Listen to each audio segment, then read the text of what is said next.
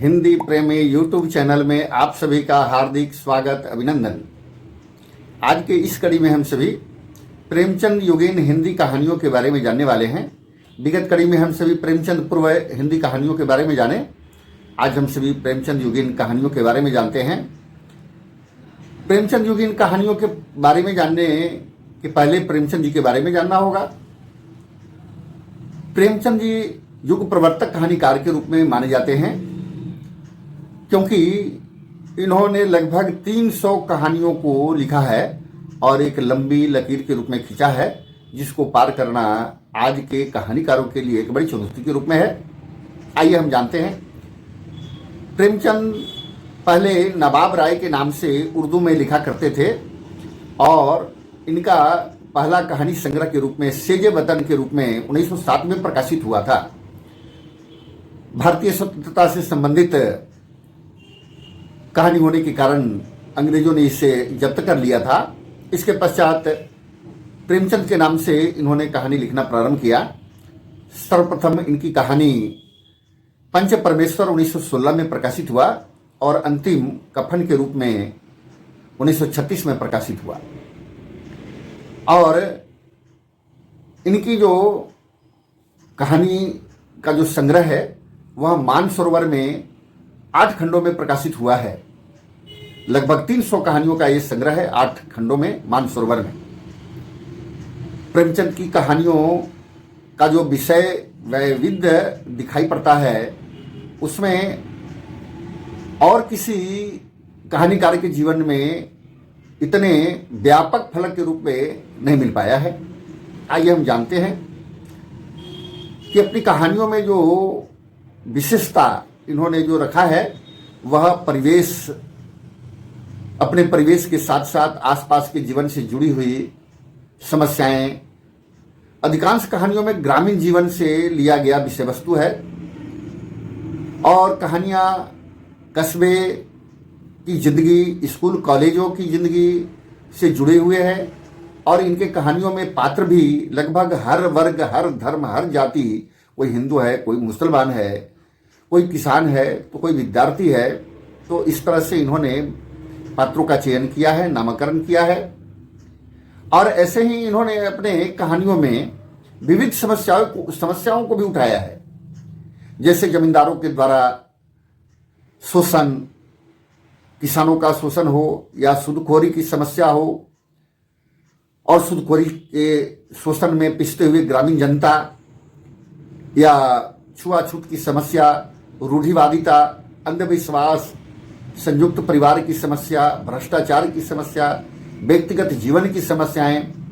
इस तरह से प्रेमचंद जी ने अपने प्रारंभिक कहानियों के जो आदर्श पुट दिया है वह पंच परमेश्वर, आत्माराम, प्रेरणा, ईदगाह, नमक का दरोगा और इनका जो कहानियों का जो मूल्य भाव जो था, उद्देश्य जो था, सच्चे का बोलबाला और झूठे का मुंह काला।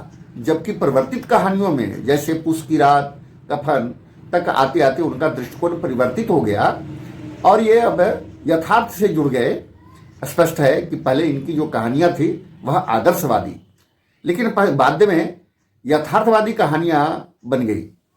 तो इस तरह से प्रेमचंद जी का जो कथा शिल्प है उत्तरोत्तर विकास के पथ पर अग्रसर रहा और 1930 आते आते तक इनकी कहानियों में जो विशिष्टताएं, साहित्य का जो मानकता है वो सभी दृष्टिकोण से परिपूर्ण था। और इनके जो शतरंज के खिलाड़ी और भी जो ऐसे कहानी बाद में आए वह एक नए आयाम के रूप में देखे जाने लगे। इनकी प्रमुख कहानियों में पंच परमेश्वर, बूढ़ी काकी, गृहदाह, परीक्षा, आप बीती, सवा सिर गेहूं, आत्माराम, सुजान भगत, माता का हृदय, कजाकी, शतरंज के खिलाड़ी, बड़े भाई साहब, नशा, ठाकुर का कुआं, ईदगाह, लॉटरी, पूस की रात, कफन, ये प्रमुख रूप में थे।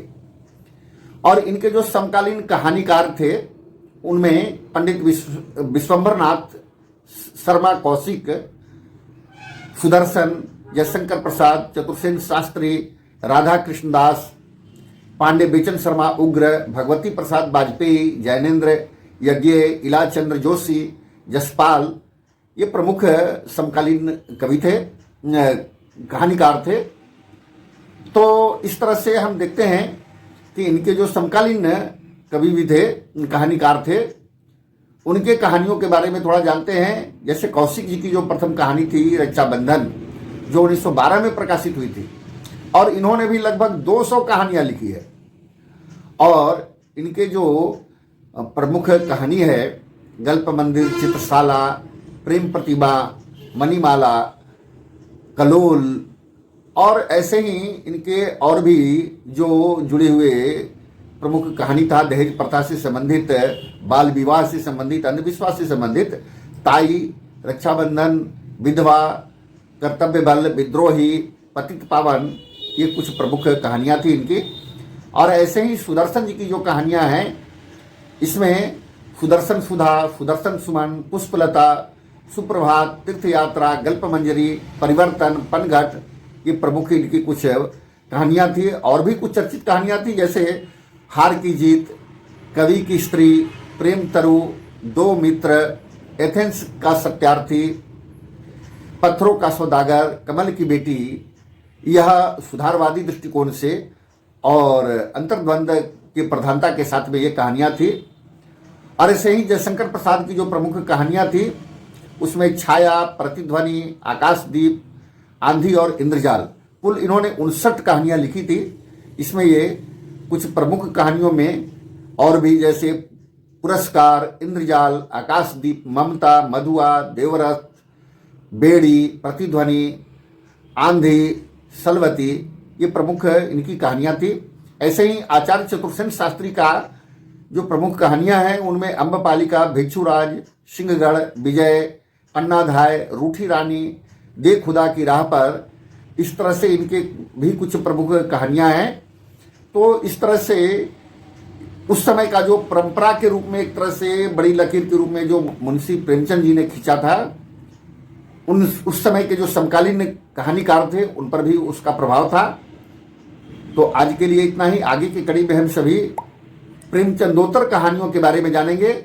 आज के लिए इतना ही। बहुत बहुत धन्यवाद। आभार।